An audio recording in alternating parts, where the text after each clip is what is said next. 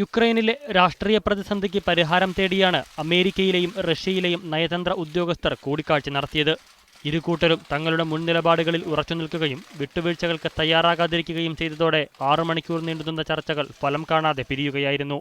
Crimean ജനതയുടെ താൽപ്പര്യമാണ് തങ്ങൾക്ക് പ്രധാനമെന്നും ക്രിമിയയെ റഷ്യയിൽ കൂട്ടിച്ചേർക്കുന്നതിന്റെ ഭാഗമായി നാളെ നിശ്ചയിച്ചിരിക്കുന്ന ഹിതപരിശോധനയുമായി മുന്നോട്ടു പോകുമെന്നും കൂടിക്കാഴ്ചയ്ക്ക് ശേഷം റഷ്യൻ വിദേശകാര്യമന്ത്രി സെർജി ലാവ്റോവ് വ്യക്തമാക്കി. യുക്രൈന്റെ പ്രതിസന്ധിക്ക് കാരണം റഷ്യയുടെ ഇടപെടലുകളല്ല, യുക്രൈന്റെ ഭാഗങ്ങൾ പിടിച്ചടക്കൽ റഷ്യയുടെ അജണ്ടയിലില്ലെന്നും ലാവ്റോവ് പറഞ്ഞു. Уважаемые дамы и господа, мы провели интенсивный переговорный день с Джоном Керри, подробно рассмотрели ситуацию на Украине. У нас и у американских партнеров эта ситуация вызывает тревогу.